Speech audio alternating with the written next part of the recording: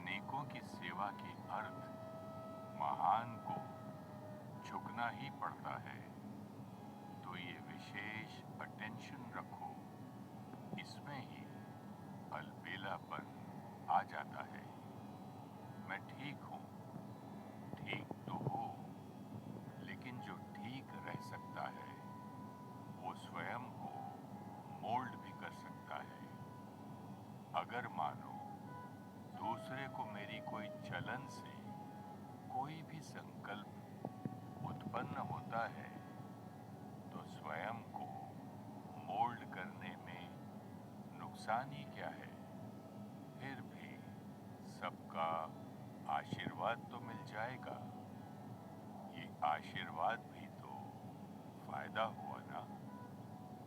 क्यों क्या में नहीं जाओ, ये क्यों, ये ऐसे होगा वैसे होगा, इसको फुल स्टॉप लगाओ। अब ये विशेषता चारों ओर लाइट हाउस के माफिक फैलाओ। इसको कहा जाता है एक ने कहा दूसरे ने माना, अर्थात अनेकों को सुख देने के निमित्त। इसमें ये नहीं सोचो कि मैं कोई नीचे हो गया, नहीं, गलती की तभी मैं परिवर्तन कर रहा हूँ। You have the power of truth, and it is said that truth is greatness. Only those who bow down are great. If you have to bow down in order to benefit someone, then that is not bowing down, but is greatness.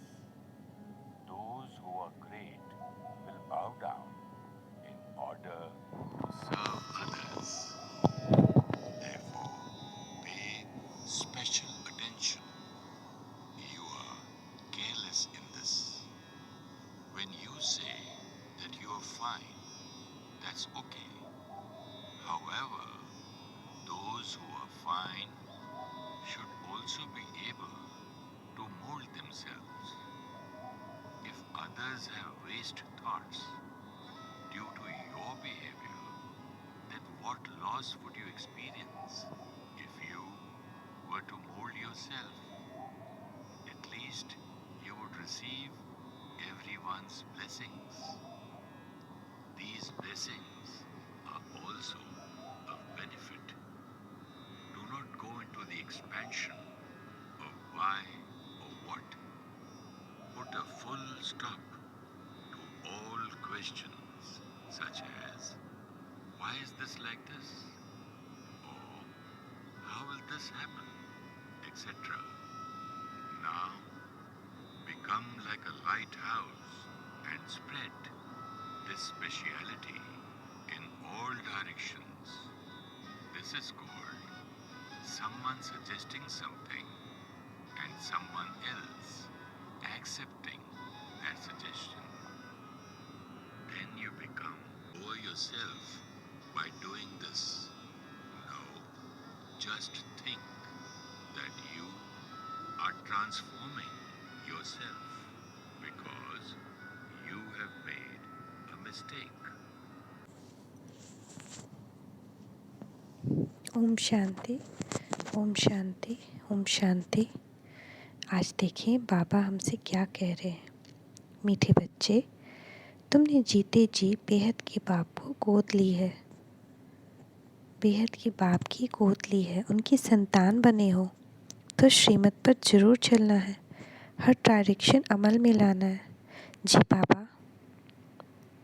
प्रश्न, सृष्टि की वानप्रस्थ अवस्था कब से शुरू होती है और क्यों?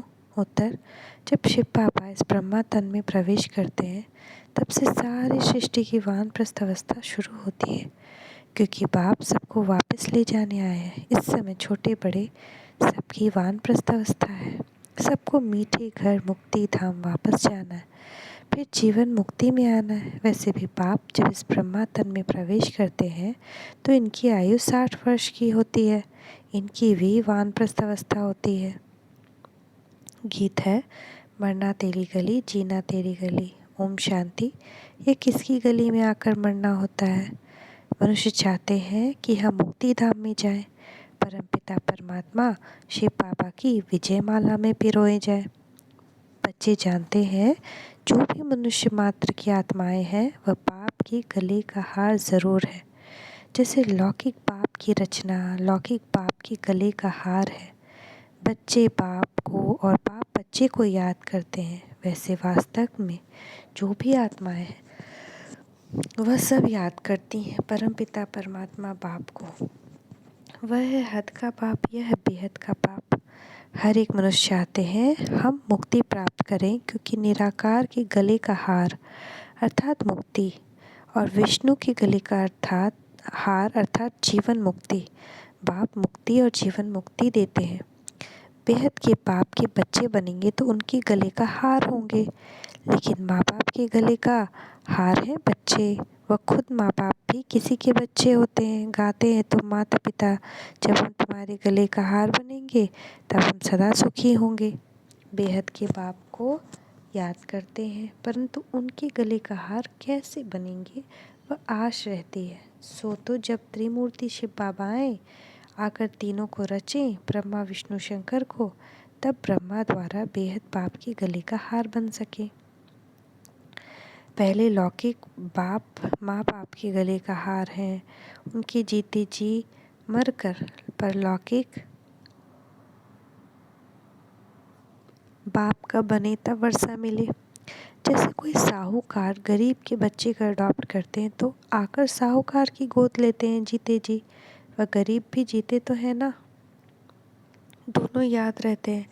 तुमको भी लौकिक और पारलौकिक दोनों संबंध याद है, दोनों से मिलन होता है। तुमने पारलौकिक माँ बाप की गोद ली, उनसे सुख घनेरे लेने लिए, वह हुई हद की गोद, यह है बेहद की गोद। जीते जी गोद ली है। जानते हो इनकी गोद लेने से हम देवी देवता कुल में सुख घनेरे पाएंगे। तो जिस माता पिता की संतान बने हो उनको ज़रूर याद करना पड़े। श्रीमत तो गाई हुई है ना, अब तुम प्रैक्टिकल उनकी मत पर चल रहे हो। ऐसे भी नहीं झट से सब अडॉप्ट हो जाते हैं, नहीं, आहिस्ते आहिस्ते बनते हैं। अब देवी देवता धर्म की स्थापना हो रही है। अभी ब्राह्मण धर्म बनाए हैं बाबा, इसके बाद देवी देवता धर्म। झाड़ धीरे धीरे वृद्धि को पाता है। क्रिश्चियन का भी पहले क्राइस्ट आता है, फिर 10 20 50 बढ़ते जाते हैं। यह झाड़ यहाँ सामने बढ़ता है, क्राइस्ट चला जाता है, फिर भी आकर अंत में शामिल होता है। यह तो बेहद का बाप है। बहुतों को शिव बाबा के गले का हार बनना पड़े, तब फिर विष्णु के गले का हार बनेंगे। शिव बाबा तो है निराकार, ब्रह्मा द्वारा मुख वंशावली रचते हैं। त्रिमूर्ति शिव का भी अर्थ है, त्रिमूर्ति ब्रह्मा का अर्थ नहीं निकलता। बाबा करेक्शन भी करते रहते हैं। गोले के नीचे लिखना है स्वदर्शन, न कि चरखा। उस गवर्नमेंट का चरखा लगा हुआ है, मतलब हम लोग के यहाँ तो झंडा में चरखा लगा हुआ है ना।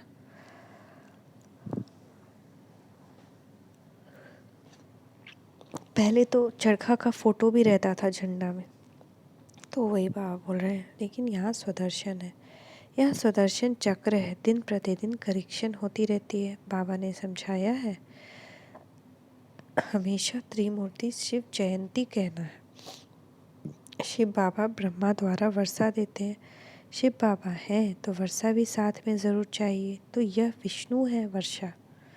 फिर ब्रह्म शंकर द्वारा विनाश गाया हुआ है, इसलिए त्रिमूर्ति का चित्र है मुख्य। त्रिमूर्ति चित्र चलाया है। यहाँ वहाँ भी तुम राज्य करते हो तो तख्त के पिछारे विष्णु का चित्र रहता है, जैसे कोट ऑफ आर्मर्स है। इसके अर्थ मनुष्य नहीं जानते, बाप तुम बच्चों ने समझाया है। यह ज्ञान अभी तुमको मिला है। देवताओं के को के पास ये ज्ञान नहीं रहता है। तो अब हम जानते हैं विष्णु क्या है। तो विष्णु हमारा ही स्वरूप है। जब हम ज्ञान, गदा, शंख और कमल पुष्प यानी सुदर्शन चक्रधारी, ज्ञान, योग, शक्ति और पवित्र बनते हैं, तो ये हमारा रूप है। यही रूप वहाँ का है। तो ऐसा भी कहते हैं 2 हाथ लक्ष्मी के, 2 हाथ विष्णु के हैं, सॉरी नारायण के, तो 4 हाथ। क्योंकि गृहस्थ जीवन जो है ना वो अकेले नहीं चलता है, दोनों के सामंजस्य से चलता है, पति पत्नी। तो इसीलिए इसको गृहस्थ आश्रम करते हैं। पवित्रता भी हो और पति पत्नी में समान सामंजस्य हो, चाहे कितना भी विचार का मतभेद हो, मगर कोई देखे तो यही देखे कि एक शरीर 4 हाथ, मतलब एक तन और 4 हाथ है, 2 आत्मा का ऐसा जोड़ी होना चाहिए। ऐसे नहीं कि एक अलग। तो गृहस्थ आश्रम में अब वो बात नहीं है जिसको बनाने के लिए बाबा आए हैं।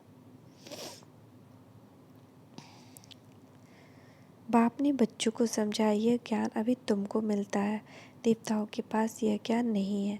तीसरा नेत्र तुम ब्राह्मणों का खुलता है। बाप कितना सहज समझाते हैं। तीसरा नेत्र ज्ञान का नेत्र। कल भी बाबा समझाए थे, मन मना भव, भाप और वर्षे को याद करो, रमणीकता से याद करो। ब्रह्मा मुख वंशावली होना, तुम ज्ञान गंगाएं भी ठहरे। तुम हो ज्ञान सागर द्वारा ब्रह्मा मुख कवल से निकली हुई मुख वंशावली ज्ञान कुमार कुमारियाँ। कितना सुंदर आज बाबा सवाल दिए, ज्ञान कुमार कुमारियाँ। तो तुम हो ज्ञान सागर के बच्चे। वास्तव में सच्चा तीर्थ तो यह है, आत्माओं और परमात्माओं का यह है सच्चा संगम। ज्ञान सागर और ज्ञान गंगा। ये बड़ी खूब समझने की बातें हैं। मोटी बुद्धि वाले यह नहीं समझ सकेंगे, उन्हों के लिए फिर सहज युक्ति है। शिव बाबा और वर्षे को याद करो इन द्वारा। यह बुद्धि में होने से खुशी का पारा चढ़ेगा। गॉडली स्टूडेंट लाइफ है ना, तो हम कितना सुंदर स्टूडेंट बने भी। तो कहाँ के स्टूडेंट बने, सोचते थे कि यहाँ जाके पढ़ें, वहाँ जाके पढ़ें, ये शिक्षा ले, पर कितना सुंदर बाबा ने हमें गॉडली स्टूडेंट बना दिया। बेहद का बाप हमको पढ़ा रहे। अभी तुम्हारी बुद्धि में राजयोग का ज्ञान है जिससे तुम प्रारब्ध पाते हो। बाबा कल भी बोले थे कि मैं आकर राजयोग सिखाता हूँ। वहाँ इस नॉलेज की दरकार नहीं, दरकार यहाँ है। बाप कहते हैं कल्प कल्प मैं आकर राजयोग सिखलाता हूँ, रचना के आदि मध्य अंत का राज समझाता हूँ कि यह चक्र कैसे फिरता है। महिमा सारी संगम की है, जबकि पतित पावन बाप आकर पुरानी दुनिया से नई दुनिया में ले जाते हैं। पुरानी दुनिया के विनाश के लिए तैयारियां हो रही है। देखते हो आजकल दुनिया में क्या हो रहा है। आजकल बादशाह है, कल मिलिट्री बिगड़ती है तो बादशाह को भी कैदी बनाती है। तो पाकिस्तान में हुआ था ना, कोई को भी मार डालते हैं। ऐसे बहुत केस होते रहते हैं। आजकल कोई बात पर भरोसा नहीं, दुख ही दुख है। आज किसको बच्चा हुआ, खुशी होगी, कल मर गया तो दुख है ही दुख की दुनिया।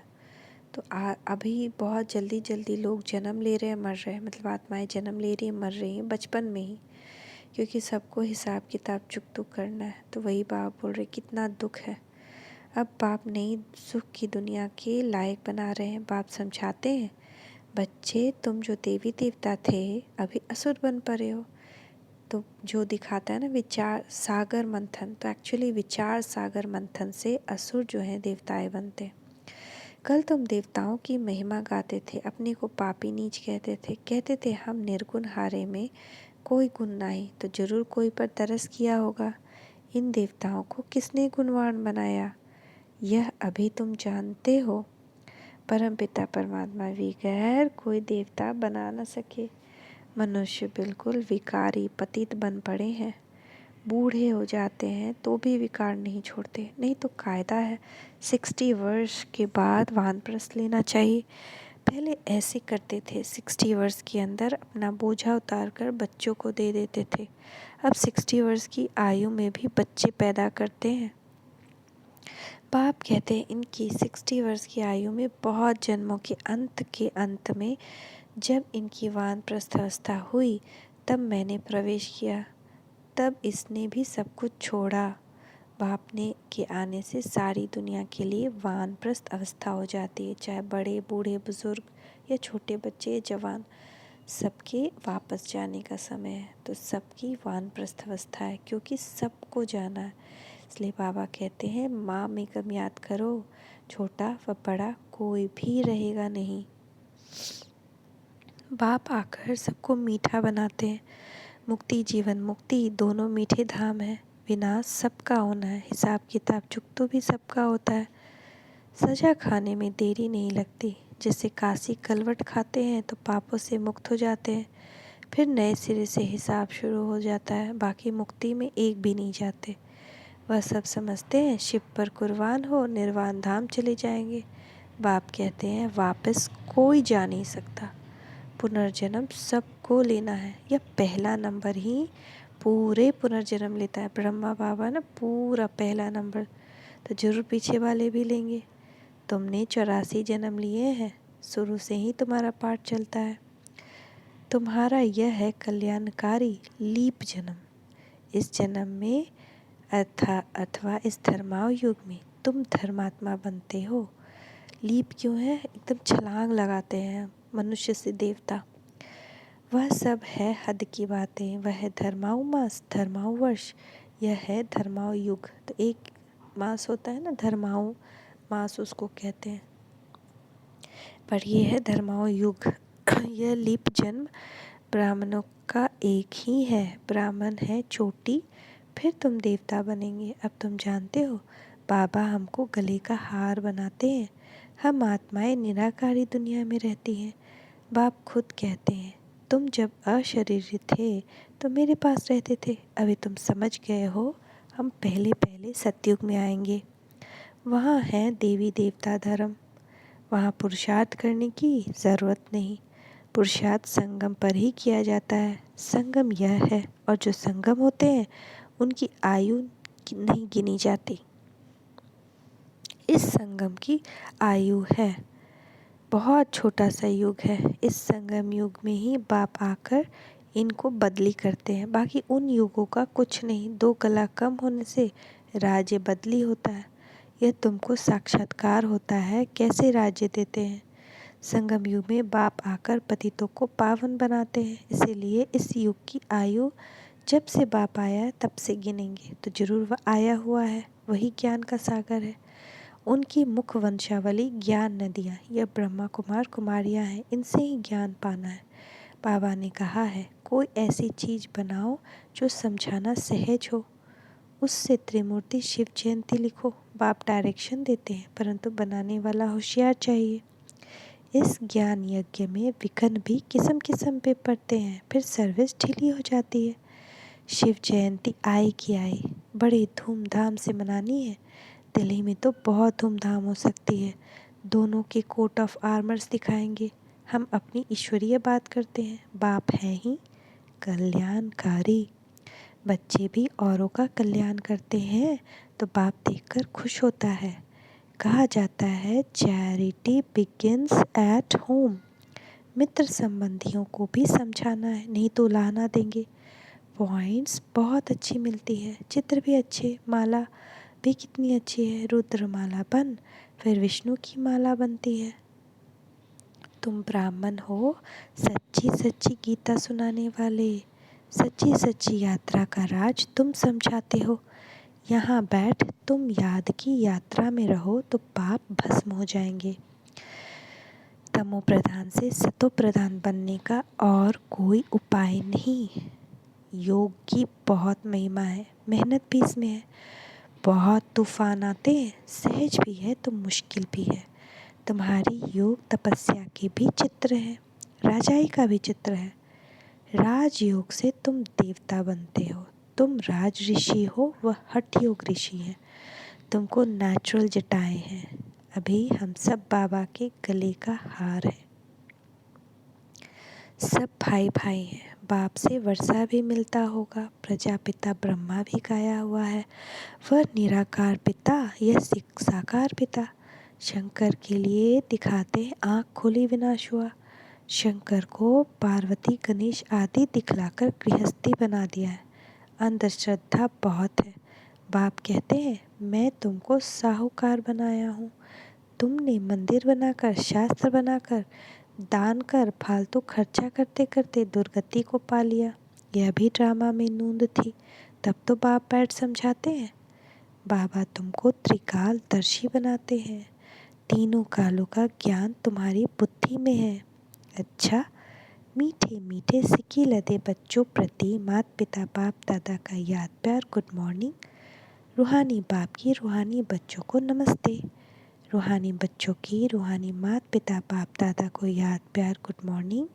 नमस्ते बाबा नमस्ते, शुक्रिया बाबा शुक्रिया। धारणा के लिए मुख्य सार, यह धर्मायु युग है। इस समय धर्मात्मा बनना है, सबका कल्याण करना है, मुक्ति और जीवन मुक्ति में चलने का रास्ता बताना है। दूसरा, हमारी यह गॉडली स्टूडेंट लाइफ है। बेहद का बाप हमको पढ़ा रहा है, इस खुशी में रहना है। वरदान, योग के करंट के वाइब्रेशन द्वारा किले को मजबूत करने वाले यज्ञ रक्षक भव। योग के करंट के वाइब्रेशन द्वारा किले को मजबूत करने वाले यज्ञ रक्षक भव। जैसे ब्राह्मण फैमिली बढ़ाने की प्लानिंग करते हो, ऐसे अब यह भी प्लान करो कि जो कोई भी आत्मा ब्राह्मण परिवार से किनारे नहीं हो जाए। किले को ऐसा मजबूत बनाओ जो कोई जा ही नहीं सके। ऐसा चारों ओर करंट की तारें लगा देते हैं ना, तो आप भी योग के वाइब्रेशन द्वारा करंट की तारें लगा दो। जब इस यज्ञ के किले को अपने योग से पावरफुल वाइब्रेशन द्वारा मजबूत बनाने का संकल्प इमर्ज हो, तब कहेंगे यज्ञ रक्षक। स्लोगन, ज्ञानी तो आत्मा वह है जिसका कर्म साधारण होते भी स्थिति पुरुषोत्तम हो। ज्ञानी तो आत्मा वह है जिसका कर्म साधारण होते भी स्थिति पुरुषोत्तम हो। ओम शांति, ओम शांति, ओम शांति।